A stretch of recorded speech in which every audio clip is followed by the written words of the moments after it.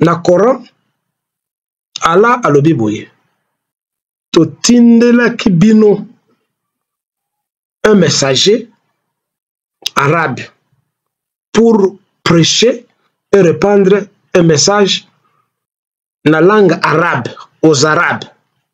Et puis, va continuer, balobi, lo sambo, ya yo musulman, oyo otindito olobi yango na kiarabu te, e oki kokomela nzambe, e kokomela Yahweh te. Donc, bino, ba congolais na ba africain, oyo, bolbaka na ki Faransa, na ki Swahili, na minoko na bino na mboka, mais vous dites que vous êtes des musulmans, vous priez Allah, na kati ya monoko na bino oyo ezali ki arabe te, boyeba ke na kati ya Coran, balobi ke ba prière na bino ekomaka te, pe jamais ekokoma. Mpo Allah ayebi bino te, ayebi minoko mosusu te, kaka ki arabe nde ayebi. Et biso lelo parce que toza ba zoba, tolingi kolamuka te, tokoti na kati ya ba édition kobimisa banzembo pour la gloire ya banzambe o baza na biso te, baza ya biso te. Amina, Amina, Amina, Amina, Amina, Golgotha, Bonganga ya Nzambe, tout ça, ce sont des bêtises. Belela kombo ya Nzambe, ceci et cela, quel Nzambe? Le Nzambe qui vous a rendu idiot. Ba religion nyoso appelle les sangs pour les sangs. Et bandi na Yesu Christ na bino, et vous dites que akitaka aiko kufa. C'était un sacrifice. Makila, il fallait etanga. Toute religion. Ezalaka d'abord makila. Ezalaka d'abord makila. Pouvoir na sexe. D'abord. Mbongo yaka après. D'abord makila. Il faut makila etanga. Pour pouvoir ezwama. Alors, Yesu a symbolisé sacrifice rituel wana. Et ça continue, on vous parle de l'agneau de Dieu qu'on a sacrifié. Et pas il y a des musulmans. Chaque fois qu'il y a des fêtes musulmanes, Ramadan par exemple, ba agneau, ba même ba soufraka partout à travers le monde. Et je me demande comment cette espèce animale est si racatée.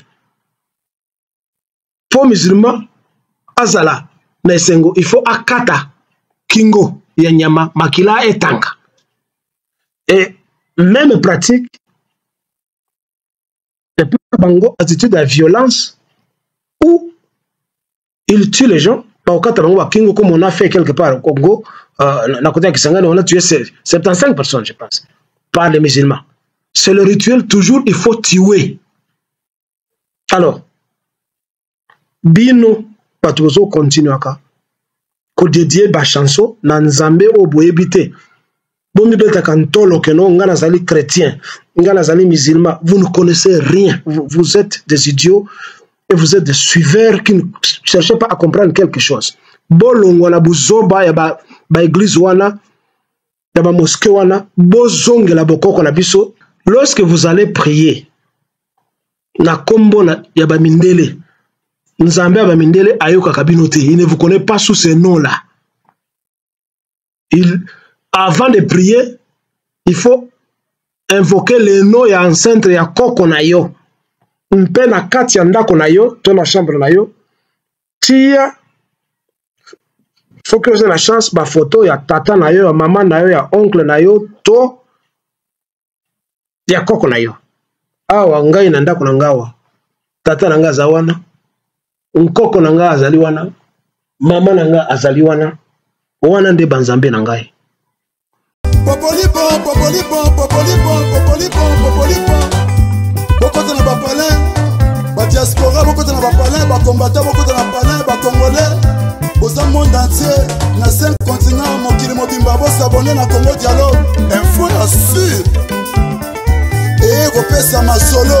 Dialogue esengi boyokani, dialogue esengi bolingani, dialogue esengi tosangana. Biso nyonso ba congolais toza na monde entier. To s'abonner na Congo Dialogue Info. Et si la ligne bakomona mwana mwasi oyo aye na idéologie Francine Ngembe. Lelo le 17 mokolo ya poso 2024. Bandeko na nga bana Congo mbote na bino. Il fait beau là où je suis, il fait chaud. La Kanisipe, la Congo comme d'habitude, tout va bien. Un peu de la culture. La Kanisi, bon, monaki, elili oyo. Photo ya mwana oyo. Bazubenge mwana ponga na likia na mbula, kasi azali mokonzi munene ya Burkina Faso,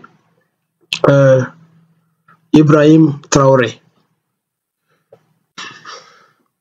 Mpe awa, photo mosusu zali, elakisi le 15 mai, journée internationale des ancêtres.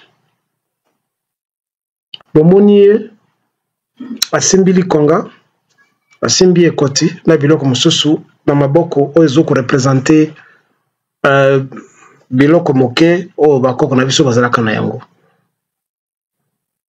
Et puis après taki serment na yango, agira ki likolo na yango, c'était pas vraiment une prestation de serment officiel comme si mandat na ye comme na suka. Mais ce qui est total, na sanza uti koleka, to na soli bale uti koleka, na Gabon, il y avait une véritable prestation de serment.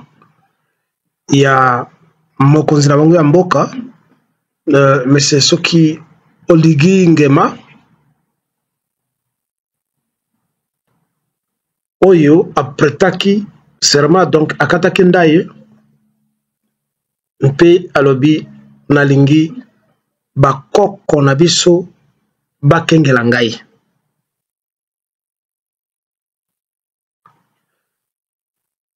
Na moni na kati ya biloko mibale wana qu'il y a une véritable révolution qui se prépare petit à petit na kati ya mitema na biso ba africain.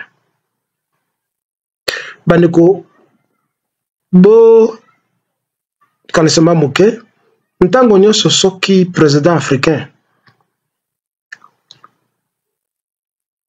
to sango alingi akata ndai batiaka toujours loboko na bango de couleur ya Bible, et tout en disant au nom de Dieu, au nom de ceci et cela. Même ma magistrat Nabisu, il vous parle de Dieu d'Israël, de Dieu de Jacob. Toujours batiaka liboko na bango de couleur ya Bible. Na ba mboka mususu oyo sika Islam ezali bakata kandai likolo ya Coran. Bien que bazali bato mwindo. Alors, oyo bato mibale wana, ta président mibale wana biloko basali, la musi mwa nga mwa muke, komona keno, maloba oyo tolobaka, nous qui sommes qualifiés de satanistes, de fétichistes, de primitifs, etc., de païens, maloba comme yokota epa bato, petit à petit. Soki mokonzi akati ndai likolo ya Bible to likolo ya Coran, il faut boyeba ke ba religion nyonso mibale wana, la mosusu na judaïsme ezalaka société secrète. Akosala yango liboso ya bato parce que pembeni ya ndako to na chambre sika bakutanaki bayebisaki eke lero ko prêter serment, il faut que ça ngona public ba mona remarque yo olingi nzambe. Ezalaka po président andimi religion wana te, mais parce que ezali moyen ya koyebisa bato batie na ebonga keno ozali moto na biso pe okotrahir te. Mpo kuna asi a prêter déjà serment liboso bayebisi ke soki otrahir okokufa. Mpo na biso kuna na kati ya molili, na kati ya nkuku, na libanda liboso ya bato ebele ondimaki ke okosala mosala o toyebisi osala po na biso, parce que leba prêtaka serment po na ko défendre ba intérêt ya bato batiaka bango na pouvoir et non pas pour na ko défendre intérêt ya population. Raison pour laquelle bon mona ka ba président na biso apretaki serment, constitution ezali wana, ou démocratie ezali wana, mais il répond seulement aux injonctions et aux ordres et aux instructions ya bato o batia ki na ebonga. Alors bino beaucoup bokoganga, bokoloba. Vous allez vous plaindre. Ndenge toujours se plaindre lelo na kati ya Congo. Oh bayibi, ba détourner mbongo, ba ko détourner mbongo. L'État est au salon comme côté. Président a au salon comme côté. Même autres zo mona matata mponyo na ba muso ba caméra, bo mona ki da ya caméra ndé ya ki dernière de comédie. Mpo esika ba kende ke baza bato moko. Ce qui baye libanda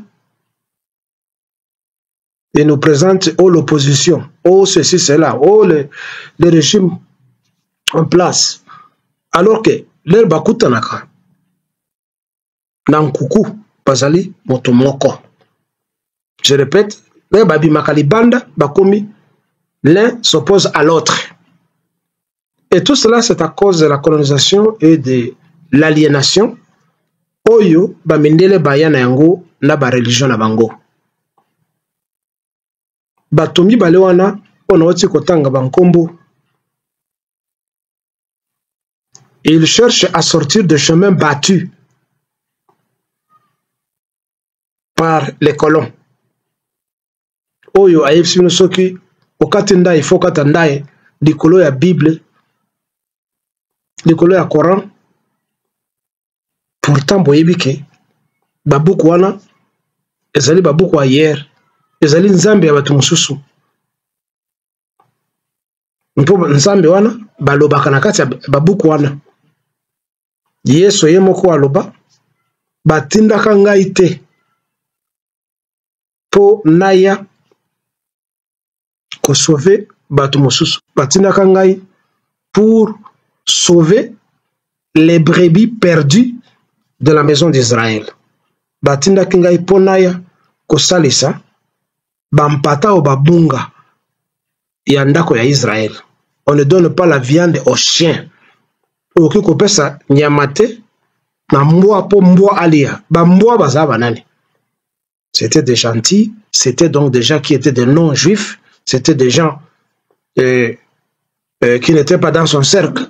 C'était des gens donc au bazaki ba yudate, entre autres batumundo nde ba mbwa.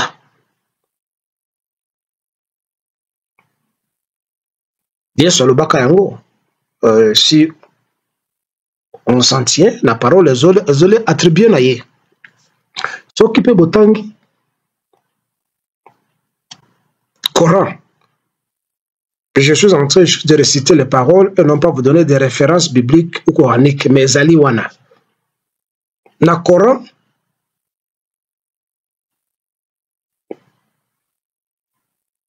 Allah alobi boye. Totindela kibino un messager arabe pour prêcher et répandre un message na langue arabe aux Arabes. Et puis, va continuer, balobi, le sambo, yayo musulman. Oyo otindito olobi yango na kiarabu te. Et oki kokomela nzambe, kokomela Yahweh te. C'est dit comme ça dans le Coran. Tout message qui n'est, toute prière qui n'est pas dite en arabe ne sera pas exaucée. Les demandes ne seront jamais exaucées par Allah. Donc, bino, ba Congolais na ba Africain, oyo, bolbaka na ki Faransa, na ki Swahili, na minokona bino mboka, mais vous dites que vous êtes des musulmans, vous priez Allah, na kati ya minokona bino oyo zali ki arabote, boye bake, na kati ya Coran, balobi ke ba prière na bino ekomaka te, pe jamais ekokoma. Mpo, Allah ayebi bino te, ayebi minoko mususu te, kaka ki arabu nde ayebi. Alors, cessez de prêter des serments likolo ba bukuana ou d'aller dans les églises.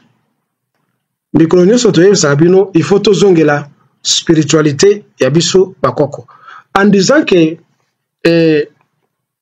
christianisme, catholicisme, judaïsme, enfin toutes les religions abrahamiques qui sont la société secrète, je ne veux pas dire que ailleurs la société secrète est la kate.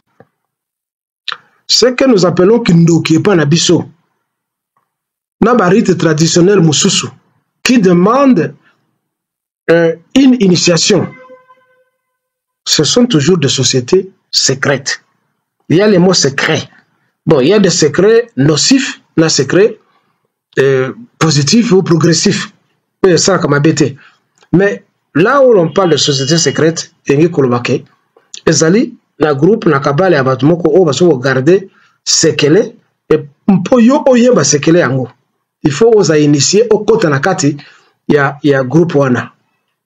Alors, société secrète ezali kakate na ba religion, ezali kakate na ba franc-maçon, ba illuminati na bongo non. Et si kanya so bato bazali ko kengela eloko moko balingi ba révéler yango na groupe T. Munene T. Mais ezali kaka un cercle restreint. C'est une société secrète. Donc, Illuminati, franc-maçon, et les Templiers, oyo bobenga kindoki ya ba africain na kati ya ba village pe na kati ya mboka, ce sont toutes des sociétés secrètes. Donc biso pe tozala kama société secrète na biso. Il est temps tozongela ba société secrète wana pona koyeba vérité, mpe vérité wana bo solo wana e contribuer na ezali na biso. Donc dans notre bonheur. Parce que ba secret wana ezali wana. Ce n'est pas seulement secret oyo ya kolia moto parce que yo lia kapondu na matembelo kanzi que no wana ezali bien te moto lia kasoso na ngomba il faut que bumaye. Il faut que vous soyez capable maintenant ya kolongwa na kati ya ce qu'on appelle sauvagerie et pour être inventif et créatif. Beaucoup monde a même moto a tellement qui sima ya président Touré sur le Tourana Ibrahim Touré au monde a azana di konga moko boy. Soki bokei na kati ba village na biso kala mpeti lelo. Vous allez voir que ba chef coutumier, ba empereur to ba roi tenait toujours des cannes. Et il n'y a pas longtemps, Mobutu a été kokufa, vous avez comment Mobutu toujours attendre la canne. Bon fongana lo miso na bino. Partout bozo mona ba konzi batambola toujours la canne. Biso ba so ngo bakora. Batambola kana nzete. Ba mindele bayaka kotala ndenge biso ba africain to vivraka. Ba kopia yango soki omoni roi la bango la occidentaux le ba corona ka bango ba simbaka toujours nzete moko boy. Soki otali papa wa Roma bomona ka na nzete moko boy. Ce sont des histoires qui sont venues copier chez nous parce que nos ancêtres bazalaki na biloko wana bakani wana ezalaki ko symboliser quelque chose pe ezalaki na force. Raison pour laquelle Mobutu azalaki na kane na ye à tout moment parce que ba chef coutumier bazalaka na yango. Na ba empereur na ba konzi nyonso bazalaki na yango.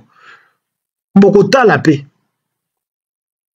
ba konzi ya ba village na biso bazali kolata bikoti. Bon, je ne dis pas qu'il n'y a pas beaucoup de race bazali kolata yango te, mais beaucoup mona na couronnement ya ba roi. To ya ba princesse na ba reine. Au mona bango batiaka bikoti. Ce sont des histoires qui sont venues copier chez nous. Ils sont allés recycler ça. Bon, faut aller sur mission. Ceux qui bokkei en Angleterre. Bokoti na magistrature na bango. Beaucoup mona ba avocat, ba juge, balata kabiloko moko boy. Et quoi boy. Et dans tous les anciennes colonies anglaises, les magistrats, les ceci et cela, la carte il y a ministère, il y a droit. Balata ka toujours bikoti moko ekiti boy. Tiboy. Mais kala bazalaka kolata biloko wana, c'est quand ils sont venus en Afrique et ils ont vérifié. Bofu la mise na bino. Na kati Égypte, soki botali ba statue na ba statuette ya ba pharaon ya kala. Beaucoup mona bango na ba bikoti wana ekiti boy.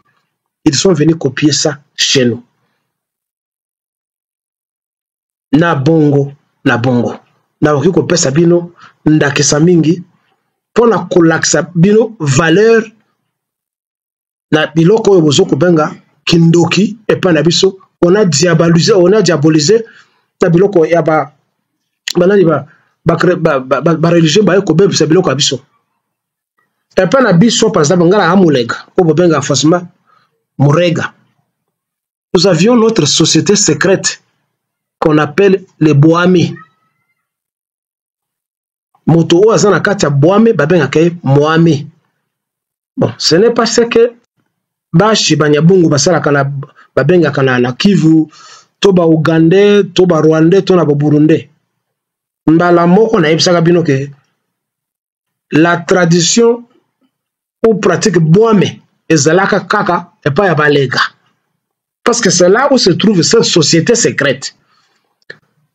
Mohamed ne signifie pas exclusivement un chef coutumier. Non, parce que Bango, na côté ya Kivu kuna nord na sud, Baganda, na ba Ugandais, na ba Burundais, Bango pe ba itizaka kombo ya Mohamed. Mais pour Bango Mohamed zali za kombo a respect parfois ko Bango Mohamed parce que tu es vieux, ben Mohamed qu'il est Mohamed tel ou tel. Mais et pas na biso balega Mohamed azali muto azaki initié na kati ya Boame. Et toute cette société secrète a été diabolisée alors que c'était le creuset de notre culture. Or c'est la sorcellerie, ceci et cela. Ba témoin de Jéhovah baye, ba catholique baye. Baye bina ba masque na biso nyoso. Ceux qui ba masque wana ezaki mabe. Pourquoi ils ont volé ça et ils sont allés mettre ça dans leur musée? Et ça leur procure de l'argent parce que tous les jours, les touristes affluent là-bas et bazo kosa mbongo na kati ya ministère ya tourisme na bango. Les anthropologues, les sociologues bakane ekota ba masque wana batala. Soki ba masque wana ba artefact wana ezalaki na valeur moko te, ezalaki na puissance moko te. Pourquoi ba mindele s'était intéressé na ba masque na biso? C'est parce que ça incarnait un certain pouvoir. Oyo bayaka koyiba, bayaka koboma.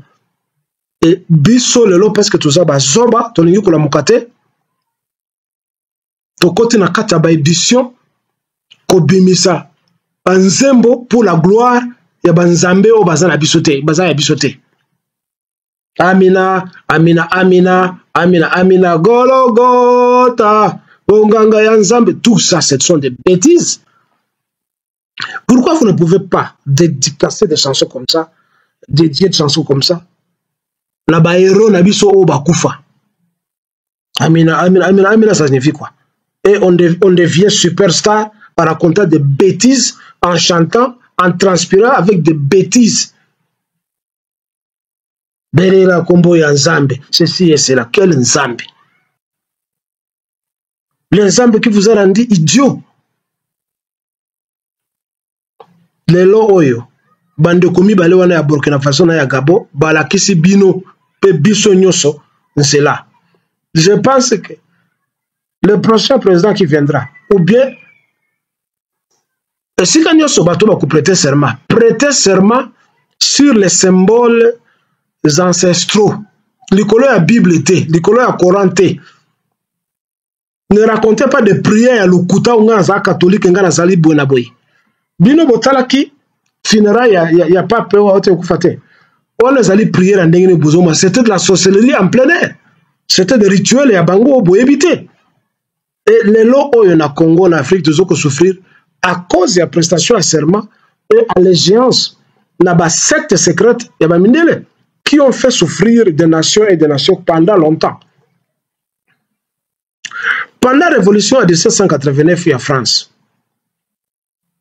l'ère Babomi, roi Nabango, Louis XVI, qu'on appelait Louis le dernier, Yena Mwasinaye Marie-Antoinette.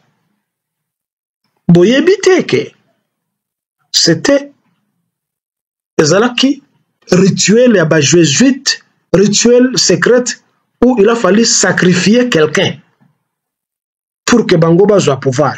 Beaucoup de cas de révolution française, mais ezalaki ba bitumba entre batu ya secte privée de bazengo sa biloko ndengwana nde balobino pour que tozo pouvoir il faut to sacrifier mutu et mutu nid roi na mwasi na ye na batu mosusu parce que vous savez que c'était ce qu'on appelait la période de terreur.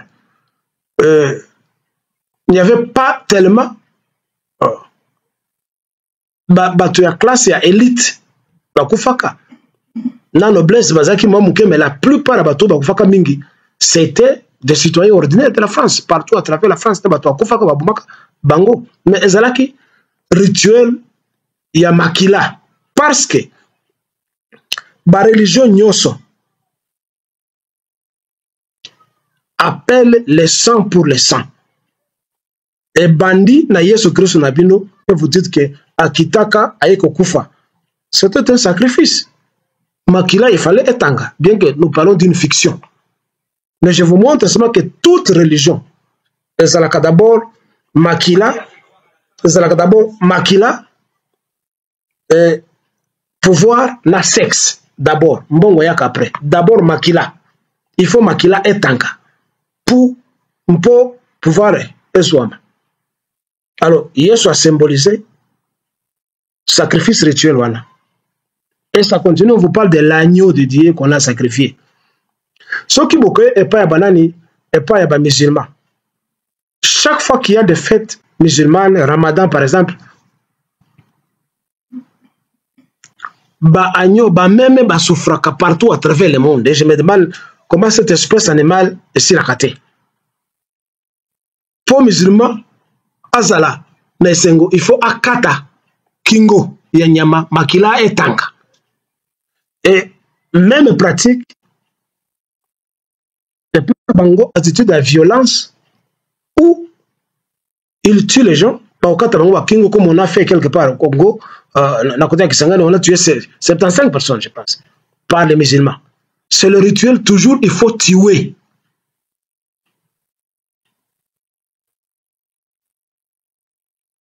Alors, bino patozo continue aka ko dédier ba chanson na nzambe oboyebite. Bomi beta kantolo keno ngana zali chrétien, ngana zali musulman, vous ne connaissez rien. Vous êtes des idiots et vous êtes des suiveurs qui ne cherchez pas à comprendre quelque chose.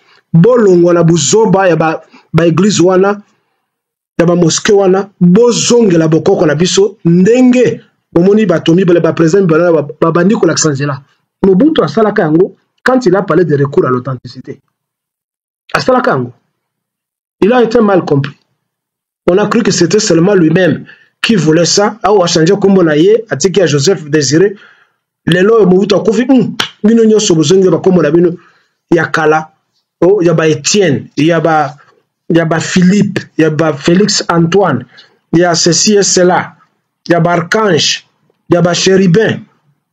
Mais lorsque vous allez prier, il y a Mindele. Il ne vous connaît pas sous ces noms-là.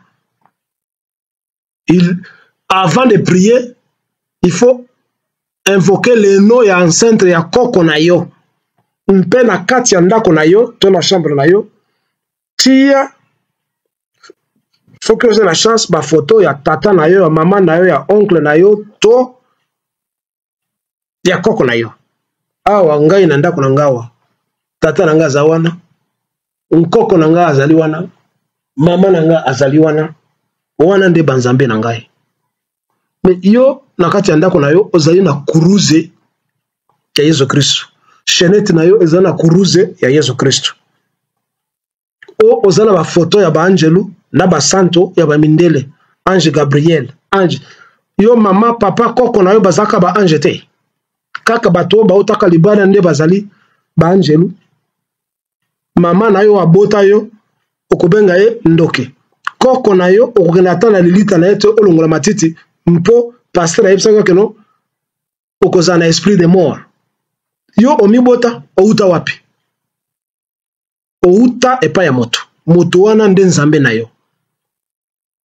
Tu n'as pas besoin de la Bible pour apprendre la morale. Tu n'as pas besoin du Coran pour apprendre la morale. Tu n'en as pas besoin. La morale, c'est quelque chose d'inné, c'est naturel.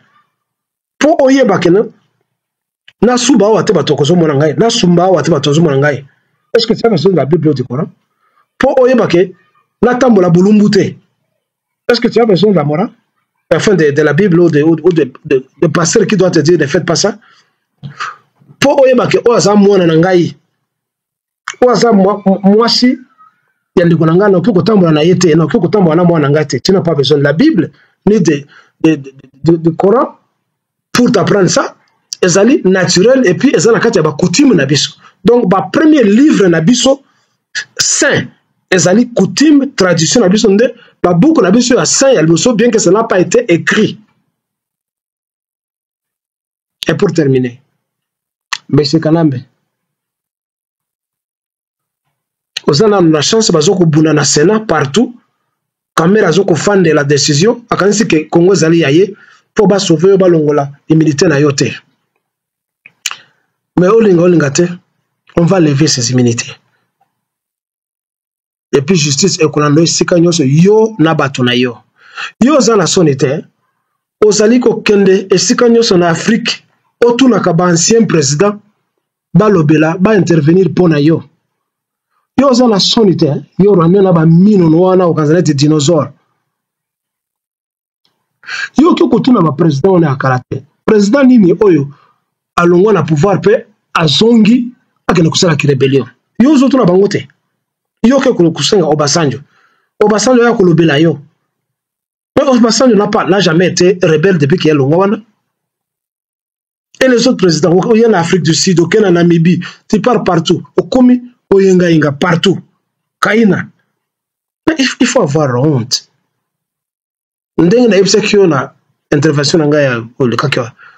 Qu'est-ce que tu cherches encore aux zuité, au botama mobola, au kola mobola, au yena Congo, au yibi, au bomi, au buki lokuta, au yibi, au kimi. Tu veux encore quoi? Monsieur Kanambe, Nabatu na oba Moïse Katumbi, tout ça. Mbongo wana, ekoupe sa yo longévité. À un certain âge, 70, 80, ata okume na 90. Souka kaka liwa. Ça ne va pas prolonger ta vie. Jamais. Alors, tu te fais souffrir pour rien, tu fais souffrir les autres pour rien. Aussi au yibaki, qu'elle n'est qu'au fond de quelque part. Lia, Mela, Sala et Kobo, Sala Bana Mingi, parce que tu as de l'argent, tu peux t'occuper même d'1 million d'enfants. Si c'est ce que tu cherches, parce que tu cherches d'avoir toutes les femmes du Congo. Tu cherches quoi? Est-ce que ça est normal? Et toi, Kamere, aux autres fans à la décision, toi, tu crées une jouxte, un pigelat entre toi et la haute cour. Parce que toi, tu n'avais pas été inculpé pour la carte à prison. Tu sais que dans un malam, il a fallu akanga bino nyos abuma bino comme on le fait en Chine, comme on le fait dans le monde arabe. Au yibi, ba katio maboko. Au yibi, ba pendre publiquement, to ba betio masase. Et cela, ça va arriver un jour. Et cela, c'est pour le Congo de Lumumba, de Kasavubu, de Kimpavita, de Pierre Moulele, de tous les martyrs congolais et de tous les Congolais qui se battent pour que la nation congolaise soit. Bon week-end.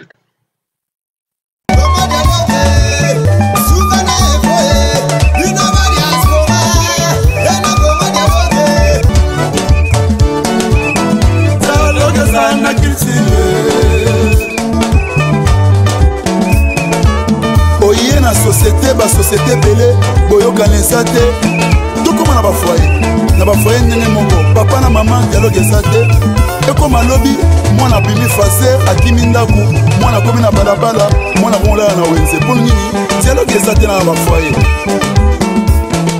omoni lelo mindele basanganaki basali héros mbongo ekomi makasi mpona dialogue nde esali dollar lelo esala makasi dialogue nde esali lelo livre sterling ezala makasi yango moni dialogue eza nécessaire na vie na biso dans tout ça dialogue eza unitaire tchachikicha Congo dialogue